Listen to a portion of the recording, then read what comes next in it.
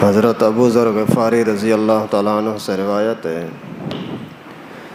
کہ رسول اللہ صلی اللہ علیہ وسلم نے فرمایا، ہر شخص پر ہر جوڑ کے بدلے روزانہ صدقہ کرنا لازم ہے۔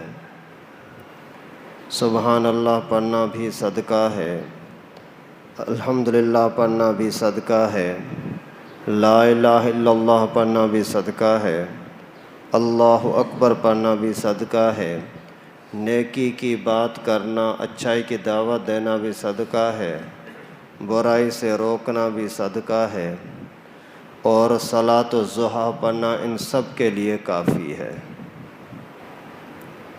پیغمبر کریم صلی اللہ علیہ وسلم کا فرمان تھوڑا خلاصہ مقصد سمجھیں کہ ہر جوڑ کے بدلے ہر آدمی پر روزانہ صدقہ لازم ہے۔ کہتے ہیں انسان کے جسم میں 360 کم از کم جوڑ ہیں، تو ہر جوڑ کے بدلے میں صدقہ ہے، یعنی کم از کم 1 روپیہ اگر ایک جوڑ کا صدقہ دیا جائے تو بھی 360 روپیہ ایک دن کا صدقہ ہو رہا ہے، ہر آدمی کے اوپر لازم۔ اور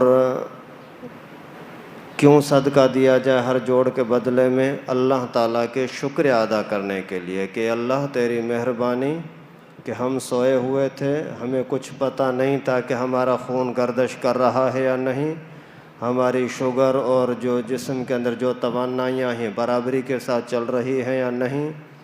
ابھی صبح کو اٹھے، ہماری آنکھیں بھی صحیح کام کر رہی ہیں، ہاتھ پاؤں بھی صحیح کام کر رہے ہیں، کان بھی صحیح کام کر رہے ہیں، دل دماغ بھی صحیح چل رہے ہیں، یا اللہ اس پر ہم تیرا شکر ادا کرتے ہیں۔ تو شکر کا طریقہ کیا ہے؟ اللہ کے نبی صلی اللہ علیہ وسلم نے فرمایا ہر جوڑ کے بدلے میں صدقہ۔ لیکن لوگ کوئی غریب ہیں، کسی کے پاس اتنا پیسہ نہیں ہے کہ صدقہ کر سکے، تو پھر اللہ کے نبی صلی اللہ علیہ وسلم نے اس کا علاج بھی بتلایا۔ صرف تم سبحان اللہ پڑھو گے تو بھی صدقہ ہو جائے گا، الحمدللہ پڑھو گے تو بھی صدقہ ہو جائے گا، لا الہ الا اللہ اور اللہ اکبر پڑھو گے تو بھی صدقہ ہو جائے گا۔ حیرت کی بات ہے، اللہ تعالیٰ کا رحم کرم تو دیکھو یار، بیٹھے بیٹھے لیٹے لیٹے کہیں آ رہا ہے جا رہا ہے، بس 1 سیکنڈ کے اندر زبان سے نکال دیا سبحان اللہ، صدقے کا ثواب، آپ کے جوڑ کا شکریہ ادا ہو گیا۔ الحمدللہ پڑھا، اللہ اکبر پڑھا، دنیا کے اعتبار سے کوئی بھی چیز لگاؤ، 1 دانت لگاؤ کتنا خرچہ آتا ہے؟ صرف تھوڑا سا آنکھ کا پانی اگر ختم ہو جاتا ہے اور پلکیں صحیح کام نہیں کرتی تو اس کی دوائی لو تو کتنی مہنگی پڑتی ہے۔ صرف منہ کا پانی ختم ہو جاتا ہے، خشک منہ ہو جاتا ہے، اس کے لیے کتنی مہنگی دوائیاں لینی پڑتی ہیں۔ اللہ تعالیٰ نے یہ ہزاروں نعمتیں ہمارے اوپر کی ہیں اور ہر وقت چل رہی ہیں اللہ تعالیٰ کی نعمتیں، کوئی ان کا حساب کتاب بھی نہیں لے رہے، صرف ہمیں یہ ترغیب دے رہے ہیں کہ آپ اس کا صدقہ ادا کرو، سبحان اللہ پڑھو، الحمدللہ پڑھو، تو آپ کو اس کا شکریہ بھی ادا ہو جائے گا آپ کی طرف سے، اور الٹا اللہ تعالیٰ کی رضا کی وجہ سے آپ کو انعام اور برکت بھی ملے گی۔